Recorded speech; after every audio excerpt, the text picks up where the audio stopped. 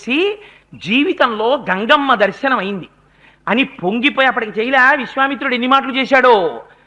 అందుకే అంటారు శంకర భగవత్పాదులు, భగవద్గీత కించిటి దీత గంగాజలలవ కణికాపీత సకృతపియేన మురారి సమర్చ క్రియతే తస్య యమేన నచర్చ అన్నారు. ఏం అందమైన మాట అండి నిజంగా. భగవద్గీత కించిటి దీత, భగవద్గీత ఒక్క శ్లోకం నీకు అర్థమైందా? గంగాజలలవ కణికాపీత, గంగాజలంలో ఒక బొట్టు నువ్వు తాగావా? ఎందుకు తాగాలి? ఎదరు చెప్తారు గంగావతరణంలో ఎందుకు తాగాలో.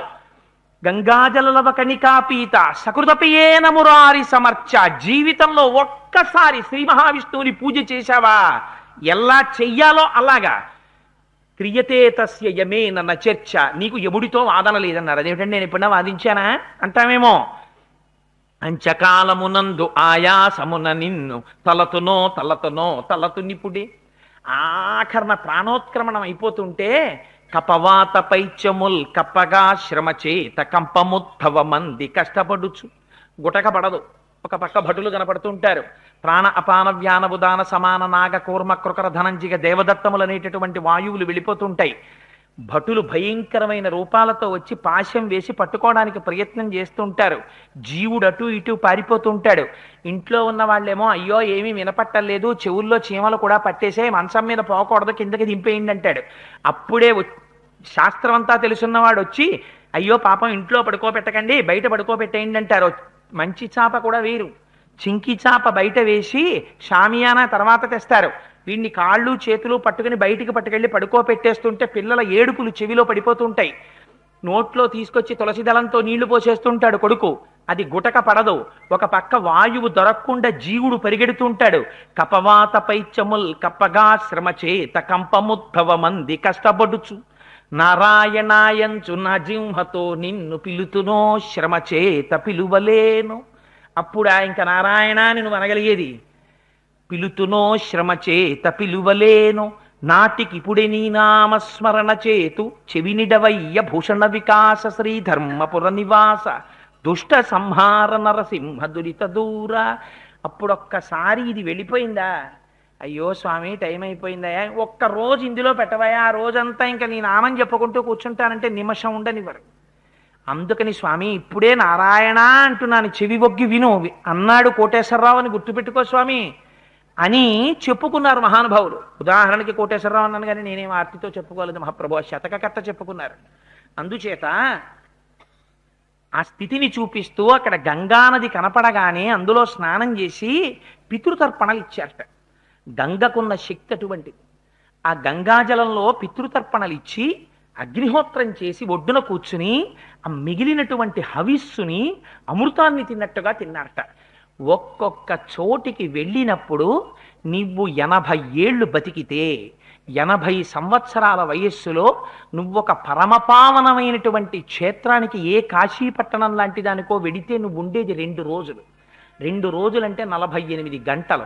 నువ్వు ఎంత నేను తెలివిగా ఉన్నాననుకున్నా నువ్వు పడుకుండిపోవడానికి నీకు 24 గంటలు అయిపోతుంది. నీకున్నది కాశీలో 24 గంటలు. 24 గంటల్లో నువ్వు విశ్వేశ్వరుడి దేవాలయంలో నిలబడేది కనీసం 30 నిమిషాలు. అందులో నిన్ను తోసేయిగా శివలింగం దగ్గర నిలబడేది 2 నిమిషాలు.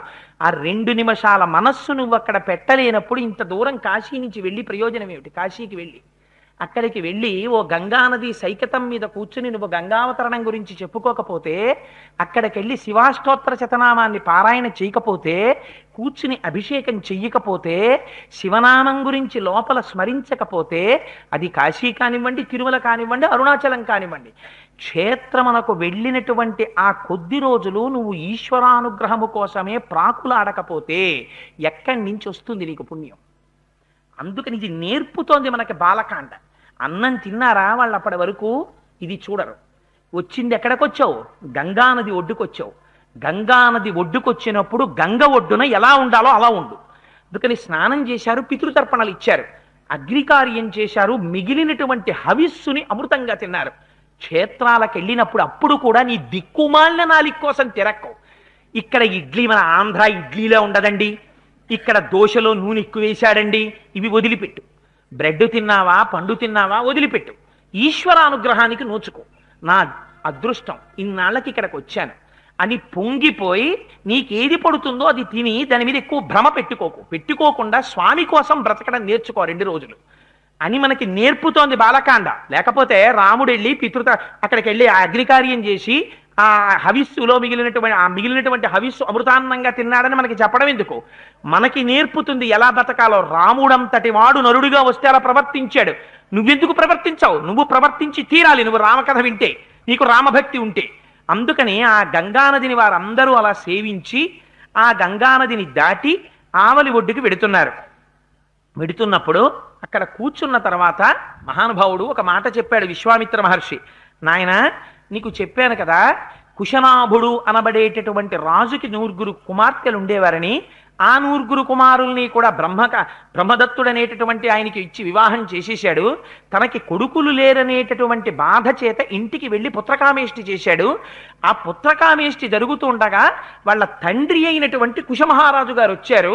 వచ్చి, నాయన నీ కోరిక నెరవేరుతుంది, నీ పేరు ప్రతిష్టలు నిలబెట్టగలిగినటువంటి వాడు గాధి అనబడేటటువంటి వాడు నీ కుమారుడిగా జన్మిస్తాడు, ఆయన వల్ల నీ యొక్క మన వంశం అంతా పావనం అవుతుందని చెప్పాడు.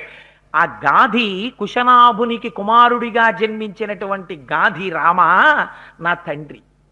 ఎంత అందంగా చెప్తాడో చూడండి విశ్వామిత్రుడు. గాధి ఈజ్ మై ఫాదర్ అనేదో చెప్పడం కాదు, ఎంత అందంగా చెప్తాడో చూడండి. చెప్పేటప్పుడు తండ్రి గురించి మాట్లాడడం అంటే ఎలా ఉండాలో చూడండి. సపితామమ కాకుత్సా గాధి పరమధార్మిక. మా తండ్రి గారు గాధి పరమధార్మికుడు రామ.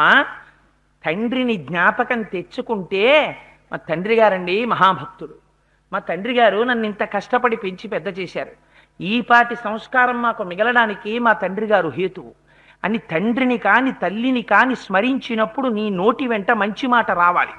గాధి గురించి మాట్లాడితే అంత బ్రహ్మజ్ఞాని విశ్వామిత్రుడు, నా వంటి కొడుకునికని అదృష్టవంతుడైన తండ్రి కుశనాభుడు గాధి అనలేదు. పరమధార్మికుడైనటువంటి గాధికి నేను కుమారుణ్ణని చెప్పుకున్నాడు. చెప్పి సపితామమ కాకుత్సా గాధి పరమధార్మిక కుశవంశ ప్రసూతోస్మి కౌశికో రఘునందన. నేను కుశవంశంలో జన్మించాను కాబట్టి నన్ను కౌశికుడు అంటారు, నేను గాధి కుమారుణ్ణి రామా అని చెప్పారు. చెప్పి ఒక మాట చెప్పారు. తనవారి గురించి చెప్పడంలో మా అక్క ఉండేది, 8 ఇళ్ళు కాకినాడలో ఉండేవి, 3 ఇళ్ళు హైదరాబాద్లో ఉండేవి, 8 ఫిక్స్డ్ డిపాజిట్లో మా అక్కకి బావగారికి. ఈ దుర్మార్గపు మాటలు కావు. ఎలా మాట్లాడాలో కుటుంబాల గురించి మాట్లాడితే, తన అక్క గురించి మాట్లాడితే, మా అక్కగారు ఉన్నారండి మహాతల్లి, మా అక్కగారు 18 సార్లు కాశీ వెళ్ళారు, వెళ్ళినప్పుడల్లా 9 మార్లు ఉంటారు. ఆ తల్లి లక్షవత్తుల నోము దగ్గర నుంచి ఎన్ని నోములు చేసిందో మా అక్కయ్య. నాకు ఎప్పుడు వెళ్ళినా మా అక్కయ్య పాదాలకి శిరస్సు తగిలేటట్టు నమస్కరిస్తాను, మా అక్క ఆశీర్వచనం నాకు అంగరక్ష అని నీ అక్క గురించి నువ్వు మాట్లాడగలిగితే నీ సంస్కారం తెలుస్తుంది. విశ్వామిత్రుడు ఎలా మాట్లాడతాడో చూడండి తన అక్క గురించి. సశరీరాగతా స్వర్గం భర్తారమనువర్తిని కౌశికీ పరమోదార ప్రవృత్తాచ మహానది దివ్యా పుణ్యోదకారం యా హిమవంతముపాశ్రిత లోకస్య హితకామార్థం ప్రవృత్తా భగినీ మమ. రామ, నా అక్క పేరు సత్యవతి, ఆవిడ భర్త పేరు, మా బావగారి పేరు రుచుకుడు. మా బావగారు శరీరాన్ని విడిచిపెట్టారు. విడిచిపెడితే మా అక్క భర్తని విడిచిపెట్టి ఉండలేక సశరీరంగా మా బావతో స్వర్గానికి వెళ్ళిపోయింది. వెళ్ళిపోయి తన యొక్క పాతివ్రత్యాన్ని నిరూపించుకున్న తరువాత మళ్ళీ అక్కడ ఉండకుండా నదిగా మారింది. ఇది నదులంటే ఎందుకు గౌరవిస్తామో తెలుసా అండి? పరోపకారం తప్ప వేరొకటి చేతకానివి నదులు. అందుకని నది కనపడితే నమస్కారం చేస్తాం. నదిగా మారి కౌశికి అనేటటువంటి పేరుతో హిమాలయ పర్వతాల మీద ప్రవహిస్తూ ఉంటుంది. అపారమైనటువంటి పుణ్యోదకాలు కలిగినటువంటిది, చల్లని నీరు కలిగినటువంటిది, లోకమునకు శ్రేయస్సు కల్పించాలనేటటువంటి లక్షణం ఉన్నది. మా అక్క కౌశికీ నదిగా హిమాలయాల్లో ప్రవహిస్తోంది. అందుకే రామ, నేను హిమాలయ పర్వతాల మీద తపస్సు చేస్తూ ఉంటాను, అక్కడ తిరుగుతూ ఉంటాను. అక్కడ తిరుగుతూ మా అక్కగారి యొక్క స్వరూపమైన ఆ కౌశికీ నది జలాల్ని చూసి మురిసిపోతూ ఉంటాను. రామా, ఇక్కడికి ఎందుకు వచ్చానో తెలుసా? ఈ సిద్ధాశ్రమంలో యాగం చేయడానికి వచ్చానయ్యా, నీ తేజస్సు చేత రక్షింపబడ్డాను అన్నాడు.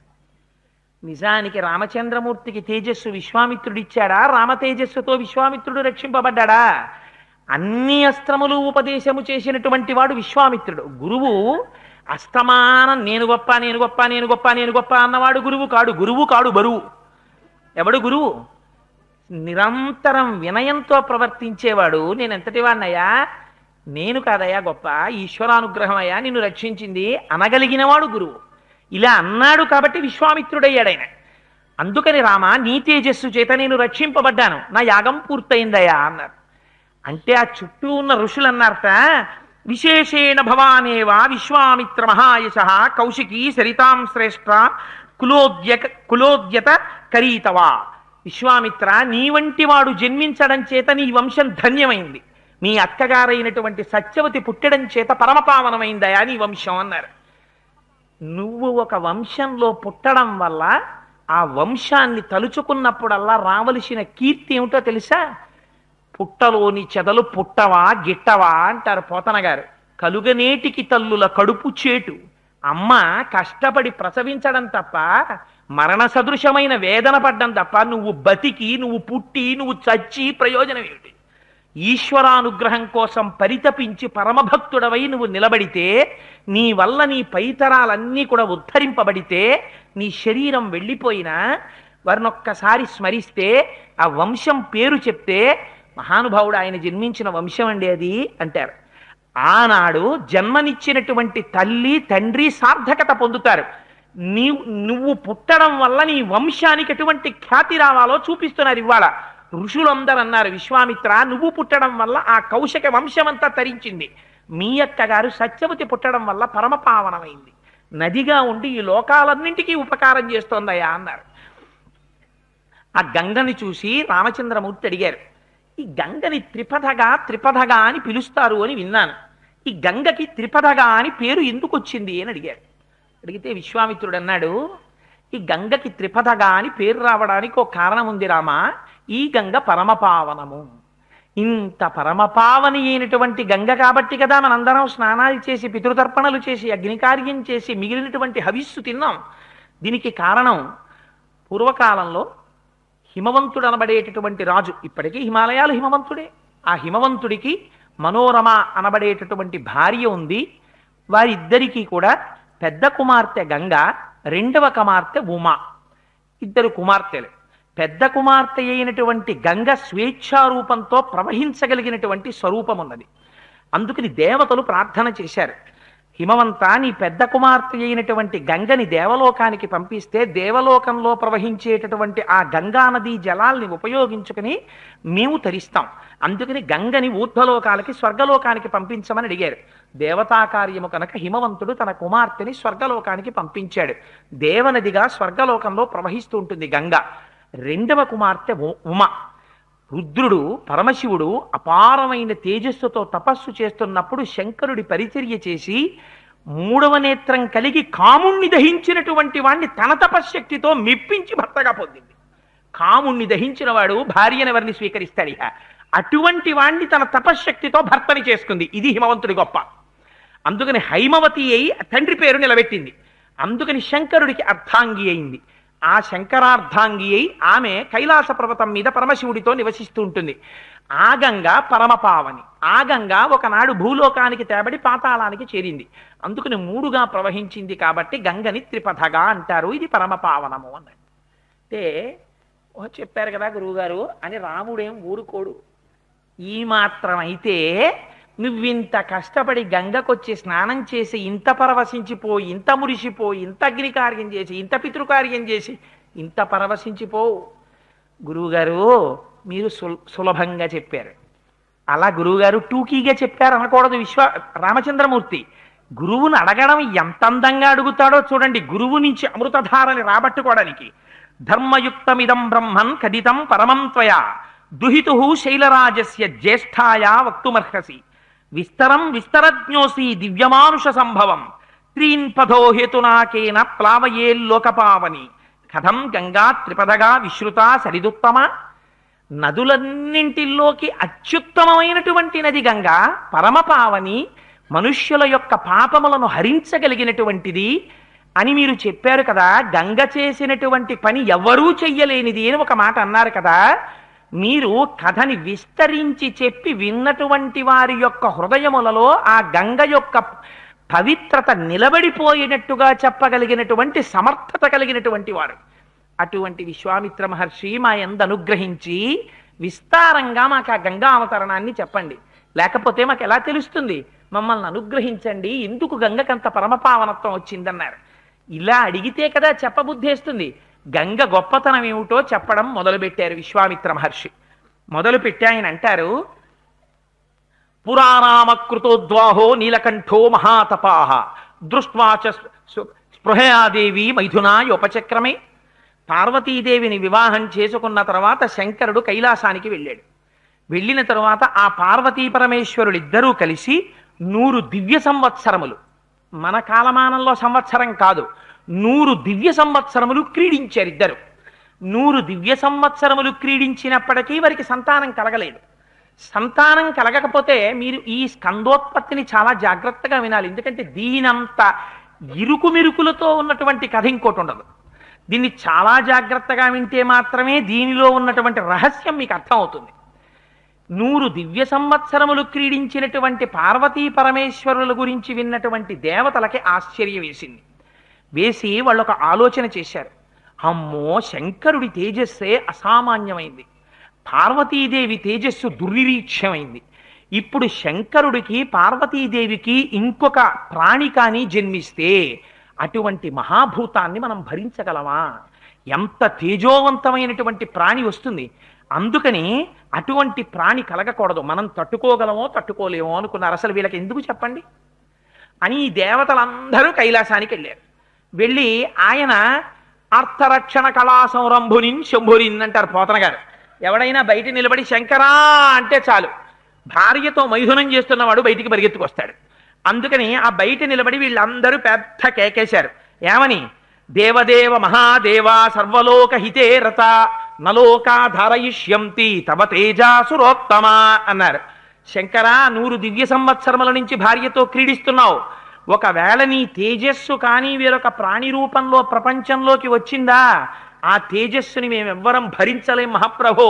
అందుకని నీ తేజస్సుని ఎవ్వరిలోకి విడిచిపెట్టద్దు, నీ తేజస్సుని నీలోకే ఉంచేసుకుని తపస్సు చేసుకుంటూ ఉండిపో పార్వతీదేవితో కలిసి అన్నారు. అనేసరికి శంకరుడు బయటికి వచ్చాడు. బయటికి వచ్చి, ఏమిరా అబ్బాయి మీ అందరు ఎందుకు ఇలా వచ్చారు, ఏమిటన్నారు అన్నాడు. అనేటప్పటికీ మళ్ళీ వీళ్ళు చెప్పారు, దేవదేవ మహాదేవ సర్వలోక హితేరత నలోకాధారయిష్యంతి తవ తేజాసురోత్తమ. స్వామి, నీ తేజస్సుని ప్రపంచం భరించలేదు, అందుకని నీ తేజస్సునందుంచుకో. ఆ మాటలో అర్థం ఏమిటో తెలుసా అండి? శంకరుడి శరీరం తేజో శరీరం, మనం చూస్తున్న శరీరం కాదు.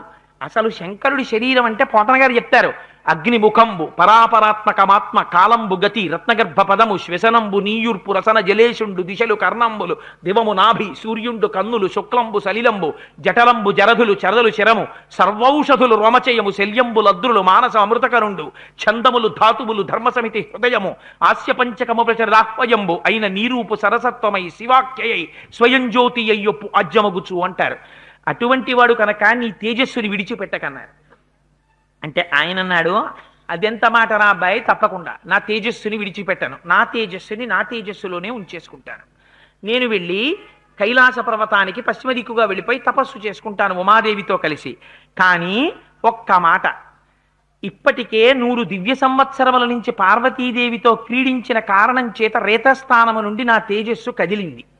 కదిలిన తేజస్సు ఎవరు భరిస్తారు, ఎక్కడ వదిలిపెట్టనని అడిగాడు. వేరొక ప్రాణి పుట్టకూడదంటే పార్వతీదేవి ఎందు ప్రవేశించకూడదు, ఎక్కడ వదిలిపెట్టను రా అబ్బాయి అని అడిగాడు. అడిగితే వీళ్ళందరూ గబగబా చూస్తే వాళ్ళకి భూమి కనపడింది. ఏదైనా కింద భూమి మీదే కదా పడిపోవాలి. అందుకని వాళ్ళన్నారు, ఏ తేజ క్షుభితం ఏతద్ధరాధారయిష్యతి అన్నారు. భూమి భరిస్తుందయా, దాని మీద వదిలిపెట్టేయన్నారు. అనేటప్పటికీ శంకరుడికే ఉంది, తన తేజస్సు భూమి మీద వదిలిపెట్టాడు. భూమి మీద వదిలిపెట్టేటప్పటికి ఆ తేజస్సు భూమి అంతా వ్యాపించేసింది. ఇలా వ్యాపించేసరికి పార్వతీదేవి లోపల నుంచి బయటికి వచ్చింది. బయటికి వచ్చి శంకరుడి తేజస్సు ఎవరు భరించారని అడిగింది. వీళ్ళందరూ తెలివితేటలుగా అన్నారు, భూమి భరించింది అన్నారు. ఆవిడంది, మీ అందరూ వచ్చి ఏం చెప్పారు శంకరుడితోటి, వేరొక ప్రాణి పుడితే ఎవరికి బిడ్డడు పుట్టాలి, నాకు పుట్టాలి, నాకు మాతృత్వం లేకుండా నాకు బిడ్డడు పుట్టకుండా చేసి మీరు శంకర తేజస్సుని భూమి మీద పతనం చేశారు. అందుకని అపత్యం స్వేషు దారేషు, మీకెవ్వరికీ కూడా పిల్లలు పుట్టరు. తస్మాన్నోత్వాదయిష్యథ అవనేనైక రూపత్వం బహుభార్యా భవిష్యసి నచపుత్రకృత ప్రీతిం మత్క్రోధ కలుషీకృత ప్రాప్యసిత్వం సుదుర్మేధే మమ పుత్రమనిచ్చతే అందావిడ. ఆవిడ శపించింది ఆగ్రహంలో. ఏమని?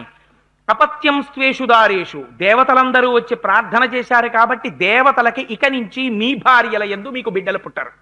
అందుకే బ్రహ్మగారు చెప్పాడు, ఇక మీ భార్యలకి బిడ్డలు పుట్టర్రా, మీ తేజస్సుతో గంధర్వ స్త్రీలకి అప్సరసల యందు మీ తేజస్సు నుంచి వానరములను సృష్టించండి అన్నాడు. కారణం అందుకని వానరములను సృష్టించారు. వారి భార్యల యందు వారి తేజస్సును ఉంచలేదు. మానసికంగా వారి తేజస్సుని వారిలో ప్రవేశపెట్టి వారి వారి అంశలతో వానరాల్ని సృష్టించారు. కారణం మొన్నటి రోజున చెప్పాను కదా. అందుకని మీ భార్యల యందు మీకు సంతానం ఉండదు. అందుకే దేవతలు 33 కోట్ల మంది. ఇంకా తర్వాత పిల్లలు ఉండరా అండి? వాళ్ళు పెరగరా అండి? ఎప్పుడూ అలాగే ఉంటారా? సంతానం అంటే అంతే. పార్వతీదేవి శాపం, దేవతల సంఖ్య అలాగే ఉంటుంది. అందుకని అపత్యం స్వేషు దారేషు తస్మాన్నోత్వా దయిష్యధ అవనేనైక రూపత్వం బహుభార్యా భవిష్యసి. నాయందు ప్రవేశపెట్టబడవలసినటువంటి శంకర తేజస్సు భూమి యందు ప్రవేశపెట్టబడింది కాబట్టి, భరించడానికి భూమి ఒప్పుకుంది కాబట్టి భూమిని శపిస్తున్నాను.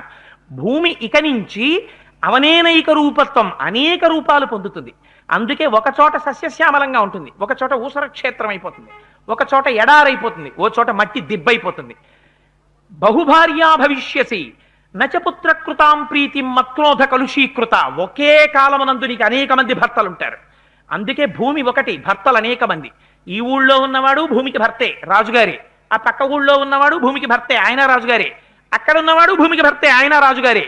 అంతేకాదు నచపుత్రకృతాం ప్రీతిం మత్క్రోధ కలుషీకృత. నాకు బిడ్డలు కలగకూడదని అనుకుని నా భర్త తేజస్సుని నువ్వు భరించావు కాబట్టి నీకు బిడ్డల వలన ఏ రకమైన కీర్తి ఉండదు. నీ బిడ్డల వల్ల నువ్వు సిగ్గుతో తలంచుకుంటావంది. అందుకే తండ్రి భూపతే, కొడుకు భూపతి. తండ్రి గారు భూమికి పతి, రాజుగా ఉన్నంతకాలం. తండ్రి గారు వెళ్ళిపోయిన తర్వాత కొడుకు ఏమవ్వాలి? భూమికి పతి కాబట్టి భూమికి కొడుకు అవ్వాలి. మళ్ళీ పట్టాభిషేకం చేసుకుంటే ఆయన భూపతి. అందుకని తండ్రి భూపతి, కొడుకు భూపతి. ఎంత అవమానకరమైన విషయం భూమికి అది. అందుకని అపుత్రం స్వేషుదారేషు తస్మాన్నోత్వాదయిష్యధ అవనేనైక రూపత్వం బహుభార్యా భవిష్యసి నచపుత్ర కృతాం ప్రీతిం మత్క్రోధ కలుషీకృత ప్రాప్యసిత్వం సుదుర్మేధే మమ పుత్రమనిచ్చతి అని శపించింది ఆవిడ.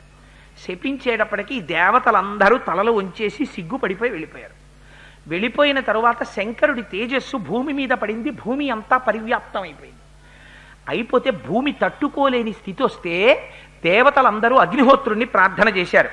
అప్పుడు ఏమని పిలిచారు? ఆయన దగ్గరికి వెళ్ళి, అయ్యా ఈవిడ భరించలేకపోతోంది కాబట్టి తతో దేవాహ పునరిద మూచాద హుతాశనం ప్రవిశత్వం మహాతేజో రౌద్రం వాయు సమన్విత. వాయువుతో కలిసి రుద్ర తేజస్సుని నీ యందు పెట్టుకో. ఎందుకని? ఈ తేజస్సుని భరించలేకపోతోంది భూమి.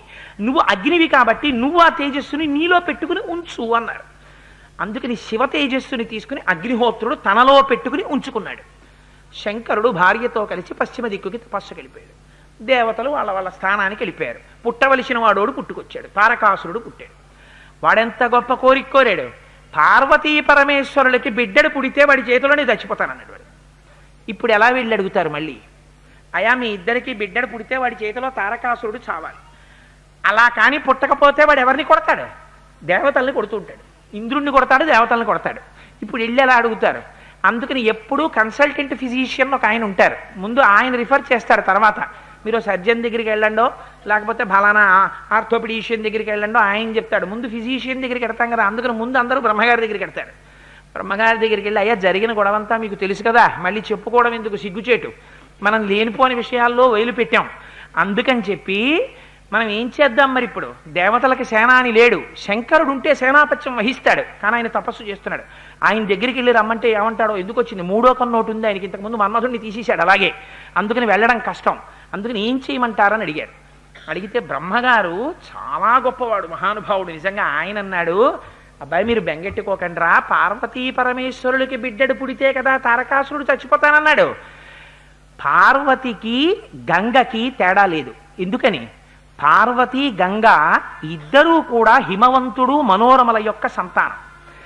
మీ భార్యలకి బిడ్డలు పుట్టరు. అందుకని శివ తేజస్సు మీ ఎవరి భార్యలో పెట్టడానికి వీల్లేదు. అగ్నిహోత్రంలో ఉంది. ఇంకా అగ్ని తనలో పెట్టుకుని ఉంచాడు శివ తేజస్సుని. ఎందుకని? అప్పుడు అగ్నిహోత్రుడిని పుచ్చుకుని ఉంచమన్నారు కదా, ఉంచుకున్నాడు తనలోను. అంటే మనం పట్టుకెళ్ళి ఏదో ఫ్రిడ్జ్లో పండు దాచుకున్నట్టో అలా అగ్నిహోత్రుడు తనలో పెట్టుకుని ఉంచాడు. అందుకని ఇప్పుడు ఆ తేజస్సు ఎవరిలో విడిచిపెట్టాలి? గంగమ్మలో విడిచిపెట్టాలి. గంగమ్మ ఎవరు? పార్వతీదేవికి అక్కగారు. గంగలో విడిచిపెడితే పార్వతీదేవికి కోపం రాదు, ఎందుకనంటే తనక్కే కదా. అందుకని పోన్లే, నాకు పుట్టవలసిన బిడ్డ మా అక్కకి పుట్టాడని సంతోషిస్తుంది. అందుకని అగ్నిహోత్ర నువ్వు వచ్చి ఆ శివ తేజస్సుని గంగలో విడిచిపెట్టు అన్నారు. అంటే దేవతలందరూ బయలుదేరి గంగమ్మ దగ్గరికి వెళ్ళారు.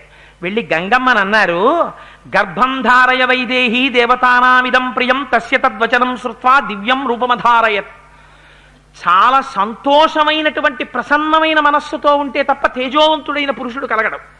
అందుకని నువ్వు గర్భం ధరించి దేవతలకి సేనానినివ్వాలి. అందుకని నువ్వు శివ తేజస్సుని అగ్నిహోత్రం దగ్గర నుంచి పుచ్చుకోవడానికి అంగీకరించు అన్నారు. ఇది దేవతా కార్యం అన్నారు. ఇది దేవతా కార్యం కాబట్టి స్వీకరిస్తాను అంది గంగమ్మ. అనగానే దివ్యం రూపమధారయ, అందమైన స్త్రీ స్వరూపాన్ని పొందింది.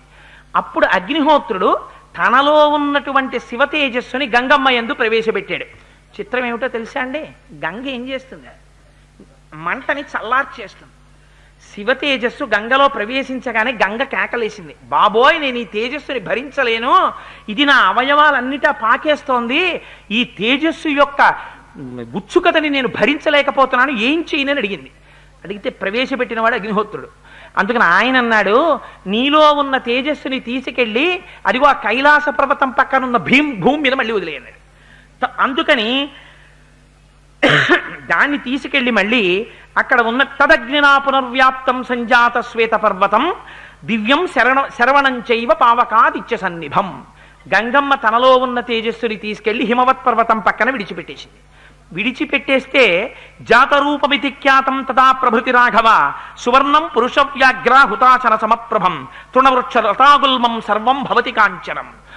ఎప్పుడైతే ఆ తేజస్సుని బయటికి తీసుకెళ్లి పడేశారో అందులో ఉండేటటువంటి తామగ్నివర్ణాం తపసాజ్వలంతీం వైరోచనీం కర్మ ఫలేషు జుష్టాం అంటామే దుర్గా సూక్తంలో.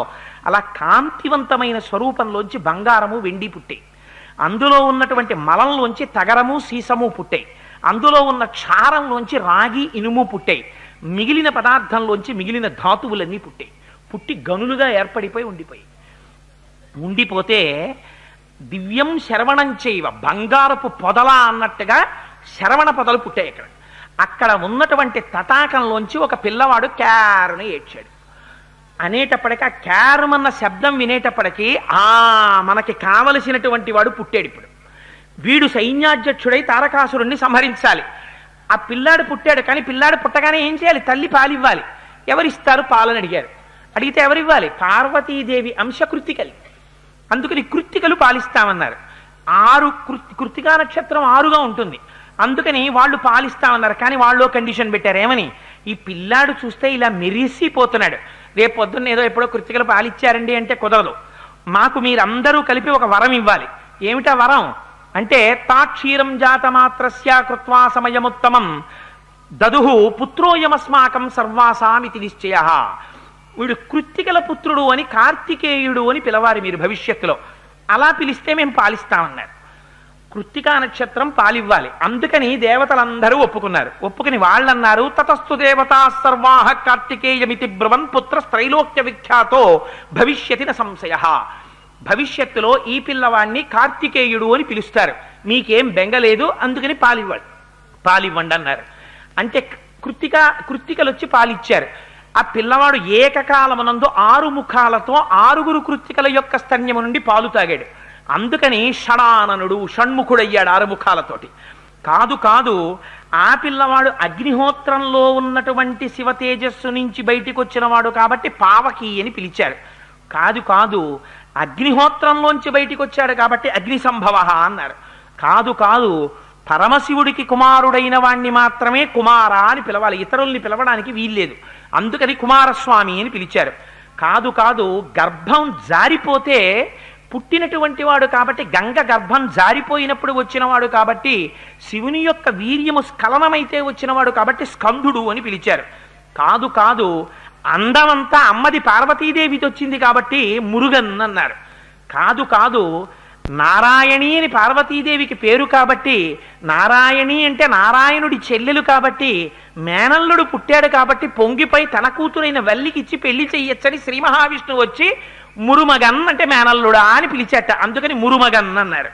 కాదు కాదు, ఏకకాలమునందు ఆయన స్వామి అన్న పదం అమరకోశంలో ఒక్క సుబ్రహ్మణ్యుడికే, అన్యులకి పిలవడానికి వీల్లేదు. స్వామి అన్న మాట అమరకోశం ప్రకారం ఒక్క సుబ్రహ్మణ్యుడికే చెల్లుతుంది. అందుకే స్వామిమలై అంటారు. స్వామి అంటే పరమశివుడు అంతటి వాడు, పరమశివుడి కన్నా జ్ఞాని ప్రపంచంలో లేడు. కానీ గురు శిష్య సాంప్రదాయాన్ని నెలకొల్పవలసి వచ్చింది ఒకసారి. అప్పుడు ప్రణవార్థాన్ని గ్రహించాలి. ఎవరి దగ్గరికి వెళ్ళి గ్రహించాలి అన్నారు అంటే సుబ్రహ్మణ్యుడి దగ్గర గ్రహిస్తానని. తనకన్నా కొడుకు గొప్పవాడైతే తండ్రికి అంతకన్నా గొప్ప విషయం ఇంకోటి లేదు ప్రపంచంలో. ఎంత విద్వాంసుడైనా కొడుకు చేతిలో ఓడిపోతే అంతకన్నా సత్కారం లేదు. అందుకని సుబ్రహ్మణ్యేశ్వర స్వామి వారి దగ్గరికి వెళ్ళి ప్రణవానికి ఉపదేశం పొందారు. అందుకని స్వామి అయ్యాడు. అందుకని స్వామిమలై అయింది. అందుకని సుబ్రహ్మణ్యేశ్వర స్వామి అయ్యారు, సుబ్రహ్మణ్యుడు. సరే, ఇప్పుడు సుబ్రహ్మణ్య తత్వం అంతా నేను ఎందుకు నెమలెక్కుతాడు, ఎందుకు ఆ నెమలి పురివిప్పుతుంది, ఎందుకు కుక్కుటధ్వజం ఉంటుంది, ఆ 6 ఋతువులు అంటే ఏమిటి, కాలస్వరూపం అంటే ఏమిటి, ఎందుకు ఆయన కొంతమంది రాక్షసుల్ని చంపుతాడు, ఎందుకు క్రౌంచ పర్వతం మీద కూర్చున్నాడు, ఇవన్నీ చెప్పాననుకోండి ఇప్పుడు అదంతా స్కందుడికి సంబంధించినటువంటి విశేషం అయిపోతుంది. అందుకని రామాయణాంతర్గతమైనటువంటి కథకి కట్టుపడతాను. అయితే ఇక్కడ మీ అందరికీ తప్పకుండా ఒక అనుమానం వస్తుంది, నాకు తెలుసు. ఏమంటే దేవతలు అంత వెర్రివాళ్ళ, పార్వతీ పరమేశ్వరులు సంతోషంగా ఉండగా వీళ్ళందరూ వెళ్ళి అయ్యా నీ తేజస్సుని పార్వతి ఎందు ప్రవేశపెట్టకు, ఇంకొక భూతం వస్తే మేము తట్టుకోలేము అని అసలు వీళ్ళు ఎందుకు చెప్పాలి ఈ మాట? ఆ మాట ఎందుకు వచ్చింది అంటే ఒక యథార్థమైన విషయం మీకు చెప్తున్నాను. చాలా కాలం దీని మీద వ్యాఖ్యానాలు లేవు. దీని ఆంతరమైన రహస్యాన్ని ఎవరూ చెప్పాల. చంద్రశేఖర పరమాచార్యులు వారు ఎందుకు జరిగిందయా కుమార సంభవం, మీకు ఇంకొక విషయం, కుమార సంభవం కాళిదాసు గారిది కాదు పారాయణ. ఇంట్లో గర్భవతులైన ఆడపిల్లలుంటే రామాయణంలో బాలకాండలో ఉన్నటువంటి కుమార సంభవాన్ని స్కందోత్పత్తిని చెప్పించుకుంటే వాళ్ళకి వంశానికి కీర్తి ప్రతిష్టలు తెచ్చేటటువంటి కుమారుడు పుడతాడు. అందుకని ఈ సర్గలు చెప్పించుకుంటారు. పురారామకృతోద్వాహో నీలకంఠో మహాతపాహ దృష్ట్వాచ స్పృహయాదేవి మైథునాయ ఉపచక్రమే అని దేవతలు ఎందుకు వెళ్ళి అడిగారు అంటే మహానుభావుడు చంద్రశేఖర పరమాచార్యుల వారు ఒకసారి దీని మీద విశ్లేషణ చేశారు. అది కూడా త్రిపుర రహస్యంలో ఉందిట దీనికి సంబంధించిన రహస్యం. ఎందుకని అంటే సనత్కుమారుడు అని బ్రహ్మజ్ఞాని, ఆయనకి పుట్టుకతోనే మహాబ్రహ్మజ్ఞానం కలిగిన వాడు, ఆయన మనస్సు యొక్క స్థాయికి లొంగనివాడు. అటువంటి వాడు ఏకాంతంలో కూర్చునున్నాడు, తపస్సు చేసుకుంటున్నాడు. ఒక రాత్రి పడుకున్నాడు. ఆయన పడుకుంటే ఆయనకు ఒక కల వచ్చింది. ఏమిటా కళ అంటే తాను ఆయుధం పట్టుకుని రాక్షసులందరినీ సంహారం చేసినట్టు, దేవతలకి సేనానాయకత్వం వహించినట్టు కలొచ్చింది. ఆయనకు ఆశ్చర్యం వేసింది. నేను బ్రహ్మజ్ఞానిని, నాకు రాక్షసుడోడు దేవతలోడు ఇన్ని ఉండవు కదా, నాకు ద్వంద్వాలు తెలియవు. అలాంటి వాడిని నాకు ఎవరి మీదో పగ పెట్టుకుని చంపుతున్నట్టు కళ ఎందుకు రావాలి అసలని బ్రహ్మగారి దగ్గరికి వెళ్ళాడు. తండ్రి బ్రహ్మగారిని అడిగాడు, అయ్యా నాకు ఎందుకు వచ్చింది కళ అని అడిగాడు. అడిగితే ఆయన అన్నాడు, నాయనా నువ్వు పూర్వజన్మలో వేదం నేర్చుకునేటప్పుడు ఈ వేదాన్ని అస్తమానం ఇబ్బంది పెడుతున్న వాళ్ళు రాక్షసులని తెలుసుకున్నావు. వేదాలను ఎత్తుకుపోయేవాడు, భూమిని చాప చుట్టేవాడు, రాక్షసులందరూ అలా ఉంటారు కనుక నాకు కానీ అవకాశం వస్తే ఎప్పటికైనా ఈ వేదాన్ని వేదం చదువుకున్న ఋషుల్ని ఇబ్బంది పెట్టే రాక్షసుల్ని దునుమాడాలి, దేవతలకి సేనానాయకత్వం వహించని మనసులో అనుకున్నావు. భావవ్యగ్రతతో నువ్వు అనుకున్న ఆ మాట జన్మాంతర సంస్కారంగా ఇప్పుడు కూడా ఉండిపోయింది. అది అనుభవించక తప్పదు అనుకున్నావు కాబట్టి అందుకు నువ్వు అనుభవించవలసిందే. ఒకనాడు నువ్వు సేనానాయకత్వం వహిస్తా ఉన్నారు. అందుకే అంత జ్ఞానం సుబ్రహ్మణ్య అవతారానికి. ఒకనాడు శంకరుడు పార్వతీదేవితో కలిసి సనత్కుమారుణ్ణి చూశారు తపస్సు చేస్తుండగా. మహాముచ్చటేసింది ఆయన్ని చూస్తే. పార్వతీ పరమేశ్వరుడు వచ్చి నాయన సనత్కుమారా అని పిలిచారు. ఆయన తపస్సు చేసుకుంటూ ఒకసారి శంకరుడి వంక ఇలా చూసి మళ్ళీ తపస్సు చేసుకుంటుంటే శంకరుడు అన్నాడు, ఏమయ్యా నేను వచ్చి సనత్కుమారా అని పిలిస్తే ఇలా చూసి మళ్ళీ తపస్సు చేసుకుంటున్నావు, ఏమిటి నీ ఉద్దేశ్యం, శపించమంటావా అన్నారు. అంటే ఆయన అన్నాడు, శపిస్తే శపించవయ్యా, నాకు శాపం ఓటి వరం ఓటి నాకు నేను లేవు, నేను ఎప్పుడూ ఉన్నది ఒక్కటే అని నమ్మినటువంటి జ్ఞానిని, నీ ఇష్టం శపిస్తే శపించు అన్నారు. శంకరుడు ముచ్చట పడిపోయాడు ఆయన జ్ఞానానికి. ఆయన అన్నాడు, చాలా సంతోషంగా ఉందయ్యా, పోనీ వరం ఇస్తాను కోరుకో అన్నాడు. ఆయన అన్నాడు, నాకు వరం ఎందుకయ్యా, ఇప్పుడే కదా చెప్పాను, వరం అంటే పాజిటివ్, శాపం అంటే negative, I'm above both positive and negative, నాకు వరము అక్కర్లేదు శాపము అక్కర్లేదు, పోనీ వరం అంటావు శాపం అంటావు ఇందాక నుంచి ఏదేదో చెప్తున్నావు కాబట్టి నేను ఇస్తా పుచ్చుకో వరం అన్నాడు. శంకరుడికి చాలా ముచ్చటేసింది. అబ్బో ఇటువంటి సనత్కుమారుడు లాంటి వాడు నాకు వరం ఇవ్వడం అని, నువ్వు నాకు కొడుగ్గా రా అన్నారు. ఆయన అన్నాడు సనత్కుమారుడు, నీకే కొడుగ్గా వస్తానన్నాడు. అంటే పార్వతీదేవి ఉలిక్కిపడింది. అదేటో ఎలా అంటున్నావు, నీకే అంటున్నావేంటి? నీకే కాదు మీకే అను, నిన్ను చూసి నేను సంతోషిస్తున్నానంది. అమ్మా ఏమనుకోకమ్మా, అది కుదరదన్నాడు ఆయన. అదేమిటో అలా ఎలా, అదేమిటి అలా ఎలాగా, శంకరుడికి కొడుగ్గా వచ్చి పార్వతికి కొడుగ్గా రాకపోవడం ఎలా జరుగుతుంది అని అడిగింది. అమ్మా నువ్వు ఏమైనా చెప్పు కానీ, ఎంత పార్వతీదేవైనా కానీ మీకు కొడుకు అన్నానో నీ గర్భవాసం చెయ్యాలమ్మా, నాకు గర్భవాసం ఇష్టం లేదు, అందుకని నేను అలా రానమ్మా అన్నాడు. అంటే పార్వతీదేవి అంది, ఒరే నీలాంటి వాడు కొడుగ్గా పుడుతుంటే నా సంబంధం లేకపోతే నాకు ఎంత బాధగా ఉంటుంది, అందుకని ఎలాగైనా నాతో సంబంధం ఉండాలి, నాకు మాతృత్వం ఉండాలి, వరం ఇమ్మంది. ఆయన అన్నారు, అయితే ఓ పని చేస్తానమ్మా, భస్మాసురుడిని చూసి అయ్యప్ప స్వామి అవతారం రావడం కోసమని అమాయకుళ్ళ పరిగెత్తాడు. చేత కాక కాదు, పరమశివుడు పరిగెత్తింది. అలా పరిగెడితే మోహిని అవతారాన్ని శ్రీ మహావిష్ణువు చూపించాలి. శివకేశవులు పురుషులు కదా, వాళ్ళకి పిల్లాడు ఎలా పుడతాడో, రాక్షసుల్ని ఎలా సంహరిస్తారని మహిషి శివకేశవులకి బిడ్డడు పుడితే అప్పుడు నేను చచ్చిపోతానంది ఆవిడ. అందుకని మోహిని అవతారం వచ్చి ప్రలోభ పెట్టాలి. అందుకని కేశవుడు మోహినిగా వచ్చి భస్మాసురుణ్ణి సంహరిస్తే, మోహ పెడితే శివుడు మోహిని ఎందు బిడ్డణ్ణి కని మహిషిని చంపడం కోసమని పారిపోయినట్టు నటించాడు ఆ రోజున శంకరుడు. అంతేకాని లేకపోతే శంకరుడు పారిపోవడం ఏంటి, అసహ్యం. అందులో ఉన్నటువంటి ధర్మ సూక్ష్మాన్ని మనం అర్థం చేసుకోవాలి. అందుకే హరిస్వామారాధ్య ప్రణత జన సౌభాగ్య జననీం అంటారు శంకరాచార్యులు వారు సౌందర్యలహరిలో. ఆ కారణం చేత ఆనాడు శంకరుడు పారిపోయినట్టు నటిస్తుంటే అమ్మవారు ఏం చేసిందంటే, ఈ దుష్టుడు భస్మాసురుడి కంటపడడం ఎందుకని తన శరీరాన్ని చెరువుగా మార్చేసింది. దాన్ని శరవణ తటాకము అంటారు. ఆ శరవణ తటాకం కింద మార్చింది. శరవణము అంటే రెలుదుబ్బు. అందుకని అమ్మా నేను పుట్టేటప్పుడు ఒక పని చేస్తాను, నీ గర్భంలోంచి బయటికి రాను కానీ శరవణ తటాకంలోంచి బయటికి వస్తాను. అందుకని నాకు బీజాక్షరాలు ఏముంటాయో తెలుసా, సభల్లో చెప్పకూడదు బీజాక్షరాలు, శరవణ సంబంధంగానే ఉంటాయి బీజాక్షరం. అందుకని సుబ్రహ్మణ్యేశ్వర స్వామి వారి మంత్రంలో ముందంతా శరవణ అన్న అక్షరాలే నడుస్తాయి. అందుకనమ్మా ఆ శరవణ తటాకంలో పడి పైకొస్తాను, ఆ రెలుదుబ్బుల్లోంచి. అందుకని నాకు నీ కుమారుణ్ణే అవుతాను. అందుకని పార్వతీ పరమేశ్వరుల బిడ్డడు సుబ్రహ్మణ్యుడు అంటారు. కానీ అమ్మా నీ కడుపులోంచి మాత్రం గర్భవాసం మాత్రం చెయ్యను అని సనత్కుమారుడు ఆ రోజున వరం ఇచ్చాడు. ఇప్పుడు ఆ సనత్కుమారుడి యొక్క కోరిక, పూర్వజన్మలలో ఆయన అనుకున్నటువంటి సంకల్పం పూర్తయిపోవాలి. ఆయన సుబ్రహ్మణ్యుడిగా వస్తే దేవసేనకి ఆధిపత్యం వహించి తారకాసుర సంహారం చెయ్యాలి. రాక్షస సంహారం చేస్తే సనత్కుమారుడికి జన్మాంతరంగా మిగిలిపోయిన ఒక కోరిక పూర్తయిపోతుంది. అందుకోసమని పార్వతీ పరమేశ్వరుడి యొక్క వీర్యం పార్వతిలో ప్రవేశించకూడదు. అందుకని తేజస్సు వెళ్లకుండా ఉండడానికి సర్వలోక రక్షకుడు, అన్నీ తెలుసున్నవాడు కాబట్టి 100 దివ్య సంవత్సరములు క్రీడించాడు. రేతస్ఖలనం అవలేదు. కానీ గంగలోంచి వెళ్ళి ఈ సమస్త ప్రపంచం నిలబడడానికి కావలసిన లోహాల్ని ధాతువుల్ని ఇవ్వాలి. అదే కాలమునందు దేవతలకి బుద్ధి చెప్పాలి. ఒక సేనానిని ఇవ్వాలి. సనత్కుమారుడి కోరిక తీర్చాలి. శరవణభవుడై ఆ శరవణ తటాకంలోంచి పైకి రావాలి. అన్ని అమ్మ పోలికలే ఉండాలి.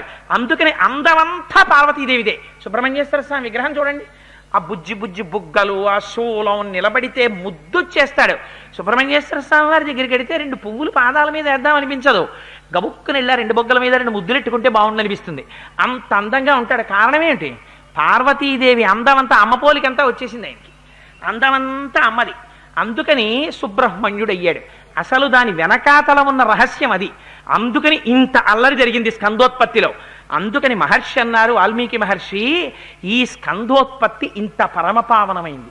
ఇందులోకి సనత్కుమారోపాఖ్యానం దగ్గర నుంచి కలిసింది. ఒక బ్రహ్మజ్ఞాని యొక్క కోరిక తీరింది. అందుకని ఎవరైనా ఈ స్కందోత్పత్తిని ఎప్పుడైనా రామాయణాంతర్గతంగా స్కందోత్పత్తి చెప్పబడుతుండగా తెలిసి కాని తెలియక కాని వాళ్ళు విన్నారా, విని భక్తితో నమస్కరించారా, భక్తశ్చయ కార్తికేయే కాకుచ్చభువిమానమః ఆయుష్మాన్ పుత్ర పౌత్రశ్చ స్కందసాలోక్యతాం వ్రజేత్. వాడికి ఏమైనా వ్యాధులుంటే ఉపశమించి వాడు దీర్ఘారోగ్యాన్ని పొందుతాడు. దానితో పాటుగా కొడుకులు వంశం నిలబడుతుంది. అంచెమునందు వాడి శరీరము పడిపోయిన తర్వాత సుబ్రహ్మణ్య లోకాన్ని పొందుతాడు. వాల్మీకి మహర్షి ఎప్పుడూ ఫలస్తుతి చెప్పరు. స్కందోత్పత్తిలో చెప్పారు, గంగమ్మ తల్లి యొక్క గొప్పతనం ఇది రామా. ఆనాడు దేవతల యొక్క భార్యలెవ్వరూ కూడా శివతేజస్సుని భరించడానికి అనర్హులయ్యారు. అయితే గంగమ్మ భరించింది. గంగ భరించకపోతే సుబ్రహ్మణ్య అవతారం లేదు. సుబ్రహ్మణ్యావతారం లేకపోతే దేవతలకి సేనాని లేడు, దేవతలకి సేనాని లేకపోతే రాక్షస సంహారం లేదు, రాక్షస సంహారం లేకపోతే ఈ పాటికి ప్రపంచంలో ఎంతమంది రాక్షసులు వాళ్ళు తప్ప బహుశా మనం ఎవరో ఉండేవాళ్ళం కాదేమో. అందుకని ఇంత ఉపకారం గంగమ్మ చేసింది. ఆవిడ పరమపావని. అయితే అక్కడతో అయిపోలేదు రామా. ఈ గంగకున్న గొప్పతనం ఏమిటో తెలుసా? అసలు ఈ గంగ భూమి మీదకి ఎందుకు వచ్చిందో తెలుసా? చెప్తాను విను. అడిగాడు కదా గురువు గారు, మీరు చెప్పాలి సంగ్రహంగా, ఎవరు చెప్తారు? అందుకని విస్తరించి చెప్పండి మహానుభావ గంగావతరణం అన్నాడు. చెప్తాను విను. పూర్వం అయోధ్యానగరాన్ని సగర చక్రవర్తి అని మీ వంశంలో వాడే రామా సగర చక్రవర్తి పరిపాలించేవారు. ఆయనకి కేశిని సుమతి అని ఇద్దరు భార్యలు. పెద్ద భార్య పేరు కేశిని, చిన్న భార్య పేరు సుమతి. ఆ సుమతి గరుత్మంతుని యొక్క సోదరి. ఇద్దరు భార్యలతోటి చాలా సంతోషంగా పరిపాలన చేస్తూ ఆనందంగా ఉన్నాడు. కొంతకాలం అయిపోయిన తర్వాత సగర చక్రవర్తి తనకు బిడ్డలు లేరని ఇద్దరు భార్యల్ని తీసుకుని హిమాలయ పర్వతాల్లో ఉండేటటువంటి భృగుశ్రవణాన్ని చేరుకున్నాడు. చేరుకుని అక్కడ 100 సంవత్సరములు తపస్సు చేశాడు. తపస్సు చేస్తే అది భృగుశ్రవణం. అందుకని భృగు మహర్షి ప్రసన్నులయ్యారు. ప్రసన్నులై ఆ మహర్షిని పిలిచి ఒక వరం ఇచ్చారు. నాయనా సగరా, 100 సంవత్సరములు తపస్సు చేశావు కాబట్టి నీకు ఒక వరం ఇస్తున్నాను. నీకు ఇద్దరు భార్యలు ఉన్నారు కదా, ఒక భార్యకి వంశకరుడైన కుమారుడు కలుగుతాడు. వంశాన్ని నిలబెట్టేటటువంటి గొప్ప ఉదాత్తమైన చరిత్ర కలిగిన కొడుకు పుడతాడు. ఒక భార్యకి 60,000 మంది కొడుకులు పుడతారు. వాళ్ళు మహోత్సాహవంతులు. అందుకని సంతోషంగా ఉండవయా, వరం ఇచ్చేశాను కాబట్టి నువ్వు బయలుదేరి అయోధ్యానగరానికి వెళ్ళిపోమన్నారు. ఇద్దరు భార్యల్ని పిలిచి చెప్పాడు. ఒక భార్యకి వంశకరుడైన కొడుకు పుడతాట, ఒక భార్యకి 60,000 మంది కొడుకులు మహోత్సాహవంతులు పుడతారట. ఇంకా పెట్టి సర్దేయండి వెళ్ళిపోదాం అన్నాడు. అంటే వాళ్ళన్నారు ఇది కనుక్కొచ్చారు కానీ ఎవరికెవరో అడిగారా అన్నారు. అడిగితే ఫోన్ లేవే, ఎవరికెవరైనా నాకు మీకే కదా బిడ్డలు అన్నారంటే వాళ్ళన్నారు మేము అలా తట్టుకోలేమండి ఆ సస్పెన్సు, ఎవరికెవరో అడగండి అన్నారు. అంటే ఎవరికెవరో అడగడం ఎందుకు, మీరే వెళ్ళి మీకేం కావాలో అడగండి మహర్షిని, ఆయన వరప్రదాత, అడగండి అన్నారంటే వాళ్ళు భృగు మహర్షి దగ్గరికి వచ్చారు. భృగు మహర్షి అన్నారు నవ్వి, పోని మీరే అడగండమ్మా, మీలో ఎవరికి వంశకరుడైన కొడుకు కావాలి, ఎవరికి పరమోత్సాహవంతులైన 60,000 మంది బిడ్డలు కావాలి అడగండి అన్నారు. మునేస్తు వచనం శ్రుత్వా కేశిని రఘునందన పుత్రం వంశకరం రామ జగ్రాహన్ నృపసన్నిధౌ. ఆ కేశిని అనేటటువంటి పెద్ద భార్య అంది, మహానుభావ నాకు వంశకరుడైనటువంటి ఒక్క కుమారుడు కావాలయ్యా అంది. రెండో భార్య అంది, అమ్మో 60,000 అడిగేస్తుందేమో అనుకున్నాను, నా అదృష్టం, నాకు 60,000 మంది కావాలనుకున్నాను, వంశకరుడు ఒకటి కావాలని పెద్ద భార్య అంది. షష్ఠిపుత్ర సహస్రాణి సుపర్ణ భగినిస్తథా మహోత్సాహం కీర్తిమతో జగ్రాహ సుమతిశ్రుతాన్. మహానుభావ నాకు 60,000 మంది మహోత్సాహవంతులైనటువంటి పిల్లలు కావాలని రెండో భార్య అడిగింది. తథాస్తు అన్నారు మహర్షి. బయలుదేరి వెళ్ళిపోయారు అయోధ్యానగరానికి. కొంతకాలం అయింది. పెద్ద భార్యకి కుమారుడు జన్మించాడు. ఆయనకి అసమంజసుడు అని పేరు పెట్టారు. రెండవ భార్యకి ఒక సొరకాయ ఒకటి పుట్టింది. ఆ సొరకాయ బయటికి రాగానే బద్దలైంది. అది పిండస్వరూపంతో బయటికి వచ్చి పగిలింది. అందులోంచి 60,000 మంది చిన్ని వాళ్ళు, ఏదో మనకి ఏ సినిమాల్లోనో చూస్తున్నట్టు ఈగలంతంత పిల్లలు, 60,000 మంది పిల్లలు వచ్చారు. అయ్యయ్యో వీళ్ళేమిటి మరి ఇంత చిన్న వాళ్ళగా ఉన్నారని చెప్పి ఎవడు కాలేసి తొక్కేస్తాడో, మన పిల్లల్ని మనమే చూసుకోం, ఇదెక్కడ కూడా వచ్చి పడిందిరా అని చెప్పి 60,000 మంది పిల్లల్ని కూడా దాదులకు ఇచ్చారు. వాళ్ళు ఏం చేశారంటే నీతి కుండల్లో పెట్టారు. ఈ పిల్లల్ని పెట్టి ఈ 60,000 మంది పిల్లల్ని నీతి కుండల్లో పెంచారు. పెంచితే వాళ్ళు యవ్వనవంతులయ్యారు.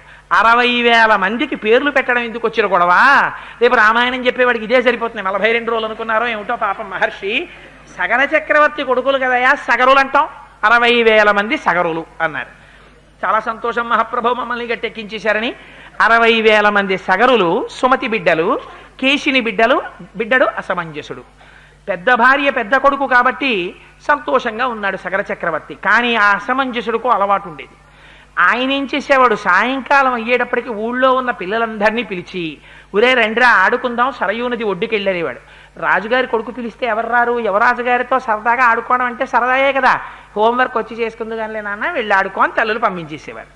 వాడి పిల్లలందరినీ తీసుకెళ్లి సరయూ నది ఒడ్డుకి వెళ్ళి ఈ పిల్లలందరినీ ఎత్తి ఈదుకుంటూ బయటికి రావడానికి వీలు లేనంత లోతైన చోటికి సరయూ నదిలోకి బిడ్డల్ని రోజు 2-3 విసిరేసేవాడు. ఆ బిడ్డలు అరిచి కేకలు పెట్టి ఆ నదిలో మునిగి మరణించేవారు. రాజుగారికి తెలిస్తే బాధపడతారని చాలా కాలం ఓర్పు పట్టారు ప్రజలు. వీడు రోజు ఆటలని పిల్లల్ని తీసుకెళ్లడం, ఆ పిల్లల్ని నదిలోకి విసిరేస్తుండడం. తర్వాత గొప్ప యోగి అయ్యాడంటో. అయితే ఇది తెలిసిపోయింది సగర చక్రవర్తికి. ఏవం పాప సమాచార సజ్జన ప్రతిపాదక పౌరాణామహితోయుక్తో పుత్రో నిర్వాసిత పురాత్ అన్నారు వాల్మీకి మహర్షి. వాడు కొడుకే కావచ్చు, పెద్ద కొడుకే కావచ్చు, పెద్ద భార్య పెద్ద కొడుకే కావచ్చు, అయినా వాడు పాపముతో కూడినటువంటి ప్రవర్తనతో ఉన్నాడు. నేను పరిపాలిస్తున్నటువంటి ప్రజలకి ఇబ్బంది కల్పించాడు, అందుకని వాడి ఈ రాజ్యంలో ఉండడానికి వీల్లేదు, వాడిని రాజ్య బహిష్కారం విధిస్తున్నాను పొమ్మన్నారు. ఇది అయోధ్యని పరిపాలించినటువంటి ధర్మాత్ములైన ప్రభువులంటే. పంపించేస్తే ఆ అసమంజసుడికో కొడుకున్నాడు, వాడి పేరు అంశుమంతుడు. ఆ అంశుమంతుణ్ణి మనవడిని తెచ్చి సగర చక్రవర్తి దగ్గర పెట్టుకున్నారు. 60,000 మంది రెండో భార్య కొడుకులు ఉన్నారు, సంతోషంగా కాలం గడుస్తోంది. ఇంతమంది ఉన్నారు కదా, అశ్వమేధయాగం చేద్దామని మహానుభావుడు సగర చక్రవర్తి అశ్వమేధయాగం మొదలుపెట్టారు. అశ్వమేధయాగం మొదలుపెట్టి గుర్రాన్ని విడిచిపెట్టారు. విడిచిపెడితే ఆ అశ్వమేధయాగంలో విడిచిపెట్టబడినటువంటి గుర్రం వెడుతుంటే ఇంద్రుడు చూశాడు. చూసి ఈ గుర్రాన్ని అపహరించాలనుకున్నాడు. అపహరించాలనుకుని రాక్షసీంతనుమాస్తాయా యజ్ఞీయాశ్వమపాహరత్, రాక్షసుడి యొక్క శరీరాన్ని పొందాడు. ఎందుకని? సగర చక్రవర్తితో మాట అన్నారు, ఇక్కడ ఇంత గొప్ప బ్రాహ్మణులు ఉన్నారు, సుస్వరంగా వేదమంత్రాలు చెప్తున్నారు, అందుకని ఇక్కడికి రాక్షసులు రాలేర్రా అన్నారు. ఇంద్రుడు రాక్షస శరీరాన్ని పొందాడు. పొంది అపహరించాడు యజ్ఞాశ్వాన్ని. అపహరిస్తే పాపం వెనకాతల వెడుతున్నటువంటి వాళ్ళు వెనక్కి వచ్చేశారు. అంశుమంతుడు వెడుతున్నాడు ఆ గుర్రానికి కాపలాగా, అంటే పెద్ద కొడుకు యొక్క కొడుకు మనవడు. వెనక్కి వచ్చి, తాతగారు గుర్రాన్ని ఎత్తుకుపోయారండి ఎవరో అన్నాడు. అంటే ఆయన అన్నాడు, ఆ యజ్ఞం చేయిస్తున్న వాళ్ళు అన్నారు, యజ్ఞాశ్వం కానీ అపహరింపబడితే యజ్ఞంలోంచి ప్రతికూల ఫలితాలు వస్తాయి, దారుణమైన ఫలితాలు వస్తాయి, అందుకని గుర్రం తిరిగి రావాలి, అందుకని నువ్వేం చేస్తావో మాకు తెలియదు, నువ్వు అలా దీక్షలో ఉండి ఆ గుర్రం వెనక్కి వచ్చేటట్టు చూడన్నారు. అంటే ఆయన అన్నాడు, 60,000 మంది కొడుకుల్ని పిలిచాడు. ఒరే మీరు సగరులు ఉన్నారు కదా, యోజనాయామ విస్తారమేకైకో ధరణీతలం బిబిధ పురుష వ్యాఘ్ర వజ్రస్పర్శ సమైర్నఖైహి అన్నాడు. భూమి 60,000 యోజనాలు ఉంది, మీ అందరూ తలకో యోజనం పంచేసుకోండి, పంచేసుకుని గోళ్లతో పెకలించేయండి, గోతులు పెట్టేయండి, ఎక్కడో అక్కడ ఎవడో ఒకడు దాచి ఉంటాడు, భూమి తప్ప ఎక్కడ దాస్తాడు, అందుకని 60,000 యోజనాలు వెతికేయండి, ఎక్కడైనా అడుగున కానీ గోతుల్లో కానీ దాచాడేమో భూమిని తవ్వేయండి అన్నాడు. వాళ్ళకి వజ్రాలు లాంటి గోళ్ళు ఉన్నాయి, వాళ్ళు భూమికి గోతులు పెట్టి వెతికేశారు. వెతికేస్తే భూమంతా గోతులు పడిపోతోంది, అడ్డొచ్చిన ప్రాణులు అన్నీ చచ్చిపోతున్నాయి. వాళ్ళు పాతాళం వరకు తవ్వేస్తున్నారు. తవ్వేస్తుంటే ఇదేడు ఇన్ని ప్రాణులు చచ్చిపోతున్నాయని దేవతలందరూ ఆశ్చర్యపోయారు. ఆశ్చర్యపోయి అందరూ కలిసి మళ్ళీ చతుర్ముఖ బ్రహ్మగారి దగ్గరికి వెళ్ళారు. చెప్పాను కదా, ఆయన కన్సల్టెంట్ ఫిజిషియన్ పాపం, ఆయన దగ్గరికి మళ్ళీ వెళ్ళారు. వెళ్ళి భగవన్ పృథివీ సర్వా ఖన్యతే సకరాత్మజై బహవశ్చ మహాత్మానో హన్యంతే తలవాసిన. ఈ సగరులు భూమిని తవ్వేస్తుంటే ప్రాణులన్నీ చచ్చిపోతున్నాయి, వాళ్ళు ఉగ్రరూపాలతో తవ్వుతున్నారు, ఏం చెయ్యమంటారని అడిగారు. అడిగితే బ్రహ్మగారు అన్నారు, ఒరే మీరేం బెంగబెట్టుకోకండి, ఈ భూమి అంతా ఎవరిది? శ్రీ మహావిష్ణువుది, ఆయన రక్షించుకోవలసినటువంటి వాడు, స్థితికారుడు కనుక. ఇప్పుడు శ్రీ మహావిష్ణువు ఈ భూమండలం మీదే ఉన్నారు. ఎక్కడున్నారో తెలుసా? కాపిలం రూపమాస్తాయ ధారయత్యని సంధరాం తస్య కోపాగ్నినా దగ్ధా భవిష్యంతి నృపాత్మజాహ. వాళ్ళకి పుట్టుకతోటే అల్పాయుర్దాయం, వాళ్ళు ఎక్కువ కాలం బతకరు, వాళ్ళు వెళ్ళిపోతారు. కపిల మహర్షి ఉన్నారు, పాతాళ లోకంలో ఉండి తపస్సు చేసుకుంటున్నారు ఆయన.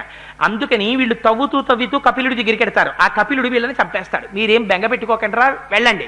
ఆ తవ్వుతూ వాళ్ళు పోతారు, ఇంకెంతో కాలం ఉండరు, మీరు వెళ్ళండి అన్నారు. అనేటప్పటికీ దేవతలందరూ బయలుదేరి వెనక్కి వెళ్ళిపోయారు. వీళ్ళు పాపం తవ్వేశారు, ఎక్కడా కనపడలేదు. కనపడకపోతే వెనక్కి వచ్చేసారు. వెనక్కి వచ్చి తండ్రికి చెప్పారు, నాన్నగారు 60,000 యోజనాలు తవ్వేశాం కానీ ఎక్కడా మాకు గుర్రం కనపడలేదు, ఏం చేయమంటారన్నారు. మీరు ఏం చేస్తారో నాకు అనవసరం, పాతాళం వరకు తవ్వేసేయండి, పాతాళాన్ని కూడా తవ్వేసేయండి, ఎక్కడో అక్కడ ఉంటుంది గుర్రం తేకపోతే నేను దీక్షలోంచి బయటికి రాకూడదు, మీరు మళ్ళీ వెళ్ళండి అన్నాడు. అనేటప్పటికీ పాపం ఈ 60,000 మంది మళ్ళీ వెళ్ళారు. వెళ్ళి పాతాళం వరకు తవ్వేశారట. తవ్వేస్తే ఆశ్చర్యకరమైనటువంటి విషయం ఏమిటంటే, వాళ్ళకి అలా తవ్వుతూ వెడుతుంటే తూర్పు దిక్కున తవ్వుకుంటూ వెళ్ళిపోయారు.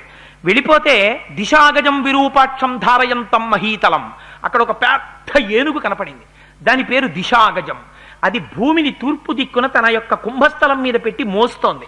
భూమి మీద పాపం ఎక్కువైపోతే ఆ ఏనుగు మొయ్యడానికి అసహ్యం వేసి, భూభారం ఎందుకు పెరుగుతుందంటే పాపం వల్ల పెరిగిపోతే ఆ ఏనుగు బరువు ఎక్కువై ఓసారి ఇలా కదుపుతుంది కుంభస్థలాన్ని, అప్పుడు భూకంపాలు వస్తాయింది రామాయణం. అందుకని దిశాగజం మోస్తోంది ఆ కుంభస్థలం మీద. దాన్ని చూసి వాళ్ళు ప్రదక్షిణం చేశారు. ప్రదక్షిణం చేసి అక్కడి నుంచి తూర్పు దిక్కు నుంచి ఉత్తర దిక్కుకు వెళ్ళారు. ఉత్తర దిక్కుకి వెళ్ళి అక్కడ తవ్వడం మొదలెట్టారు. మహాపద్మం మహాత్మానం సుమహత్ పర్వతోపమ. పర్వతం అంత పెద్ద ఏనుగుంది, దాని పేరు మహాపద్మం. అది దక్షిణ దిక్కున భూమిని మోస్తోంది కుంభస్థలం మీద. దానికి ఇది అలవాటు. పాపం పెరిగితే అది కదుపుతుంది, అప్పుడు దక్షిణాన భూకంపాలు వస్తాయి, సునామీలు వస్తాయి. అందుకని అది అక్కడ మోస్తోంది. అక్కడి నుంచి పడమర దిక్కుకు వచ్చారు. వచ్చేటప్పటికి దిశాగజం సౌమనసం దదృశిస్తే మహాబలాహ. అక్కడ సౌమనసము అనబడేటటువంటి ఏనుగు మోస్తోంది.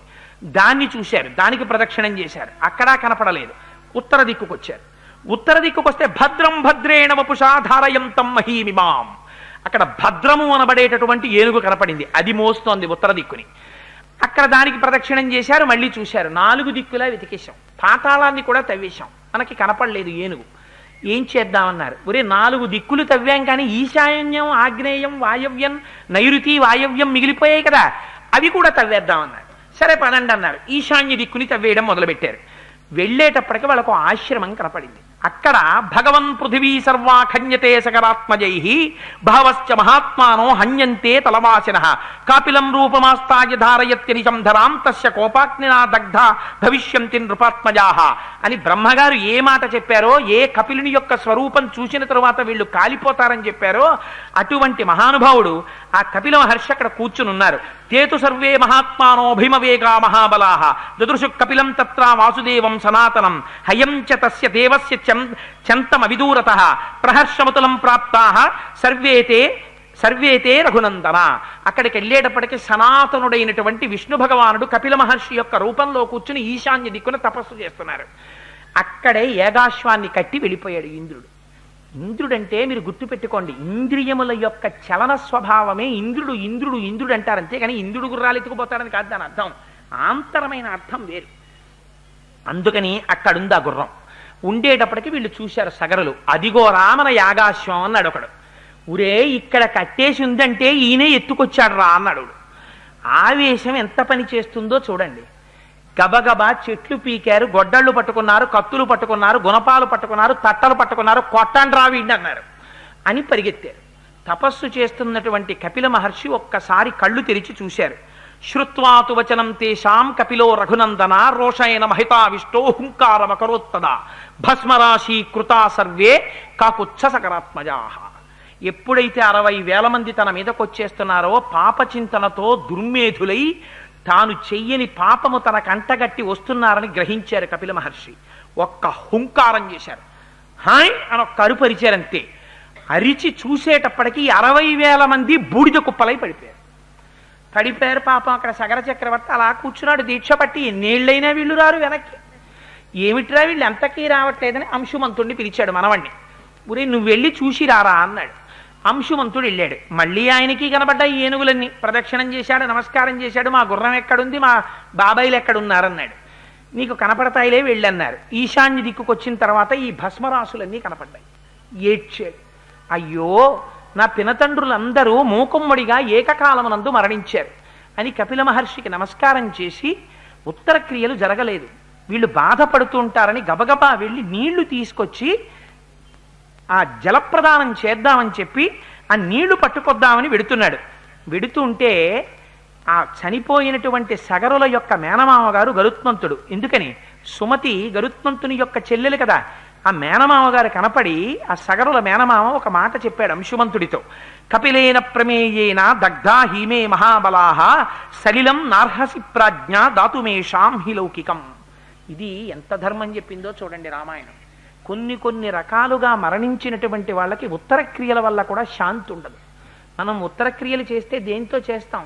అక్కడ ఉన్నటువంటి నీళ్లు తీసి ఉత్తర క్రియలు చేస్తాం. తద్యం పెట్టినా ఆఖరణ నీళ్లే కదా విడిచిపెడతాం, వాళ్ళకి తృప్తి కలగాలని, అక్షయ తృప్తి ద్వారా అని. గరుత్మంతుడు అన్నాడు, బ్రాహ్మణుడి యొక్క తపశ్శక్తి చేత చచ్చిపోయారు వాళ్ళు. బ్రాహ్మణుడి తపశ్శక్తి చేత చచ్చిపోయినా, క్రూర మృగముల చేతిలో చచ్చిపోయినా, కోరలున్న మృగం చేతిలో చచ్చిపోయినా, ఇలా కొన్ని సిద్ధాంతాలు ఉన్నాయి. వాటి ప్రకారంగా అలా కానీ చచ్చిపోతే అలా చనిపోయినటువంటి వాళ్ళకి ఇక్కడ దొరికేటటువంటి లౌకికమైన జలాలతో ఉత్తరక్రియలు చేస్తే అవి ఆకాశానికి వెళ్ళకముందే ఆవిరైపోతాయి. వాళ్ళకి దాహం తీరక రౌద్రస్వరూపాలతో తిరుగుతారు, ఊర్ధ్వలోకాలకి వెళ్ళరు. అందుకని లౌకిక జలాలతో తర్పణ చెయ్యడానికి వీల్లేదు. నీ పితృదేవతలు స్వర్గాన్ని పొందాలంటే ఒకే ఒక్క అవకాశం ఉంది. మీ వాళ్ళందరూ స్వర్గానికి వెళ్ళారు ఇప్పటి వరకు, ఈ సగరులే ఇలా పడిపోయారు. అందుకని నువ్వేం చేస్తావంటే దేవలోకంలో గంగ ప్రవహిస్తోంది, ఆ గంగ ప్రవహించి వచ్చి వీళ్ళ భస్మరాశుల నుంచి ప్రవహిస్తే వీళ్ళకి స్వర్గలోకం వస్తుంది, నీకేమైనా అవకాశం ఉంటే తీసుకురా అన్నాడు. అంటే ముందు గుర్రాన్ని పట్టుకెడదామని కపిల మహర్షికి నమస్కారం చేసి గుర్రం పట్టుకెళ్ళాడు. తాతగారికి చెప్పాడు, తాతగారు నా పినతండ్రులందరూ భస్మరాశులు అయిపోయారండి కపిల మహర్షి తీచిలో అని. అంటే ఆయన చాలా దుఃఖించాడు. యాగం పూర్తి చేశాడు. పూర్తి చేసిన తరువాత మహానుభావుడు సగర చక్రవర్తి ఏకంగా ఈ భూమిని అంతటినీ కూడా కొన్ని వేల సంవత్సరములు 30,000 సంవత్సరములు పరిపాలించాడు. కానీ దేవలోకంలో ఉన్న గంగను ఎలా తీసుకురావాలో అర్థం అవ్వలేదు. ఆయన తర్వాత అంశుమంతుడు రాజ్యానికి వచ్చాడు. 32,000 సంవత్సరములు తపస్సు చేశాడు గంగని తేవడానికి. తపస్సు పూర్తవక ముందే శరీరం పడిపోయింది, స్వర్గానికి వెళ్ళిపోయాడు. దిలీపుడు వచ్చాడు, 30,000 సంవత్సరములు రాజ్యం చేశాడు. మంత్రులను అడిగాడు, బ్రాహ్మణులను అడిగాడు ఎలా గంగని తేవడం అని. మార్గం దొరకలేదు, దిలీపుడు వెళ్ళిపోయాడు. దిలీపుడి తర్వాత భగీరథుడు వచ్చాడు. ఆ భగీరథుడు ఎలాగైనా సరే తన తరంలో పడిపోయినటువంటి పితృదేవతలను ఉద్ధరించాలనుకున్నాడు. అనుకుని మంత్రులకి రాజ్యం అప్పచెప్పి గోకర్ణ క్షేత్రానికి వెళ్ళిపోయాడు. వెళ్ళిపోయి అక్కడికి వెళ్ళి మహోగ్రమైనటువంటి తపస్సు మొదలుపెట్టాడు. ఎలాగట, ఊర్ధ్వబాహు పంచతప మాసోహారో జితేంద్రియ అని అక్కడ గొప్ప తపస్సు చేశాడు. తస్య వర్ష సహస్రాణి, 1000 సంవత్సరములు తపస్సు చేశాడు పంచాగ్నిహోత్రాల్లో. గ్రీష్మ ఋతువులో చుట్టూ 4 అగ్నిహోత్రాలు పెట్టుకుని పైన సూర్యుడి వంక చూస్తూ తపస్సు చేస్తే పంచాగ్నిహోత్ర తపస్సు అంటారు. నెలకి ఒక్కసారే ఆహారం తీసుకోవడం. అలా 1000 ఏళ్ళు తపస్సు చేశాడు. చేస్తే బ్రహ్మగారు ప్రత్యక్షమయ్యారు. ప్రత్యక్షమై దేవతలందరితో వచ్చారు. వస్తే ఆయన అన్నాడు, దేవదేవే గతే తస్మిన్ సోంగుష్ట, మహానుభావ చతుర్ముఖ బ్రహ్మ నువ్వు వచ్చావు, కానీ మాకు ఒక వరం ఇవ్వాలి. ఇప్పటి వరకు నాకు కుమారులు లేరు, అందుచేత ఇక్ష్వాకు వంశం ఆచంద్రతారార్కం నిలబడాలి. అందుకని ఇక్ష్వాకు వంశం అంతరించిపోకుండా నాకు బిడ్డలు కలిగేటటువంటి అదృష్టాన్ని. 2, మా వంశంలో పుట్టినటువంటి సగరులు 60,000 మంది భస్మరాశులై పడిపోయి ఉన్నారు, వాళ్ళ మించి దేవగంగ ప్రవహించాలి. అందుకని గంగని ఆకాశం మించి కిందకి పాతాళలోకానికి విడిచిపెట్టమన్నారు. అంటే బ్రహ్మగారు అన్నారు, నీ మొదటి వరం నా జ్యూరిస్డిక్షన్లో ఉంది, నేను ఇచ్చేస్తాను. మీ వంశం ఆచంద్రతారార్కం నిలబడుతుంది, నీకు కుమారులు జన్మిస్తారు. కానీ గంగ ఆకాశం మించి కింద కొదలడం అన్నది కుదరదు. ఎందుకో తెలుసా? గంగాయా పతనం రాజన్ పృథివీన సహిష్యతి. అలా ఒకవేళ గంగ కానీ పైనుంచి కింద పడిందా దాన్ని ఎవ్వరూ పట్టుకోలేరు. అందుకని దాన్ని పట్టగలిగినటువంటి వాడు ఒక్కడున్నాడు ప్రపంచంలో. ఎవడైనా పట్టగలిగిన వాడు గంగాయా పతనం రాజన్ పృథివీన సహిష్యతి. కేవలం శూలి, త్రిశూలం పట్టుకున్నవాడున్నాడే శంకరుడు, ఆయన ఒక్కడే పట్టగలడు. అందుకని నీకేమైనా ఓపిక ఉంటే మళ్ళీ వెళ్ళి శివుడి గురించి తపస్సు చెయ్యి, ఆయన ఒప్పుకుంటే ఆయన్ని పట్టమని అన్నాడు. అప్పుడు వదులుతా అన్నాడు. అంటే పాపం మళ్ళీ అక్కడి నుంచి బయలుదేరి శంకరుడి గురించి తపస్సు చేయడానికని వెళ్ళి, దేవదేవే గతే తస్మిన్ సోంగుష్టాగ్ని పీడితాం కృత్వాం వసుమతీం రామా సంవత్సరముపాసత. బొటనవేలి చివరి మీద నిలబడి 100 సంవత్సరాలు తపస్సు చేశాడు. శంకరుడు ప్రత్యక్షమయ్యాడు. ప్రీతస్త్రేహం నరశ్రేష్ఠ కరిష్యామి తమాప్రియం శిరసాధారయిష్యామి శైలరాజసుతాంయహం. నీ తపస్సుకి సంతోషించానయ్యా, గంగని పడతాను, ఎక్కడికొచ్చి పట్టుకోమంటావు అన్నాడు. అయ్యా మహానుభావా, నువ్వు పట్టడమే అదృష్టం, నువ్వు వచ్చి నిలబడు, గంగను వదులుతారన్నారు. హిమాలయ పర్వతాల దగ్గరికి వచ్చి అక్కడికొచ్చి 2 చేతులు ఇలా నడుం మీద వేసుకుని 2 కాళ్ళు ఎడంగా చాపి కపర్ది అంటారు, పెద్ద జటాజూటాన్ని విప్పి శంకరుడు నిలబడి ఆకాశం వంక చూస్తున్నాడు. గంగ పడాలి. గంగ అనుకుందిట, ఏమిటో పిచ్చాడు, ఓ జటాజూటం ఒకటి పెట్టుకుని ఓ జింక చర్మం ఒకటి కట్టుకుని 2 కాళ్ళు జాపి ఇలా నించున్నాడు. చెప్తా ఈయన పని. ఇలా వచ్చి నించున్నాడు కదా, ఏం చేస్తాను? అచింతయచ్చ సాదేవి గంగా పరమదుర్ధర విషామ్యహం హి పాతాళం స్రోతసాగహ్య శంకరం. పైనుంచి కింద పడ్డం కాదు ఈయన తల మీద, ఈయన్ని కూడా పాతాళానికి ఈడ్చుకుపోతానంది. అంటే శంకరుడికి తెలియదు, ఆయన త్రినేత్రుడు, ఆయనకి అన్నీ తెలుసు ఎవడు ఏ అహంకారంతో ఉన్నాడో. ఆయన అనుకున్నట్ట, ఓహో గంగా ఎంత అహంకరిస్తున్నావే, చూడు నీ పని చెప్తాననుకున్నాడు. అని పెద్ద జటాజూటాన్ని పెంచాడు. సాకదం జన్మహీం గంతుం నశక్నోద్యస్తమాత్తిత నైవ నిర్గమనం లేభే జటామండల మోహిత. అలా పడుతూనే ఉంది గంగ ఆకాశంలోంచి. సంవత్సరం అయింది, చుక్క కింద పడదు. ఆ జటాజూటంలో తిరుగుతోంది.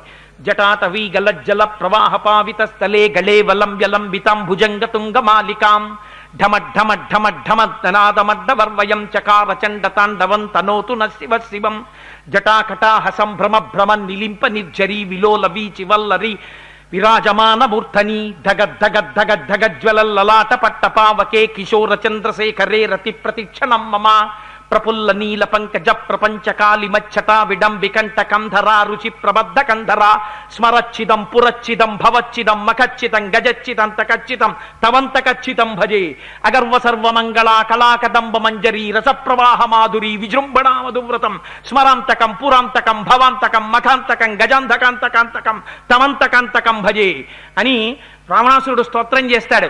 ఆయన తాండవం చేస్తుంటే బిందెలో నీళ్లు తిరిగినట్టు తిరుగుతుంటుంది ఆ గంగ. సంవత్సరం పాటు ఉండిపోయింది ఆ జటాజూటంలో. ఉండిపోతే అయ్యా ఆవిడ అహంకారము బాగుంది, మీరు కట్టేయడము బాగుంది, మధ్యలో నేనుండిపోయాను, ఎప్పుడు పడతాయా చుక్కల కిందని అని పాపం మళ్ళీ తపస్సు మొదలెట్టాడు భగీరథుడు. మొదలు పెడితే శంకరుడు కరుణించాడు. ఇంతకాలం అహంకరించింది కదా, అందుకుని కట్టేశాను, బెంగపెట్టుకోక వదిలేస్తున్నానన్నాడు అని జటాజూటంలోంచి కిందకు వదిలాడు. పరమ పవిత్రమైనటువంటి శంకరుడి యొక్క కపర్ది ఆయన యొక్క శిరస్సుని తగిలి కింద పడింది. అలా పడేటప్పుడు ఆ బిందు సరోవరంలోకి వదిలేశాట.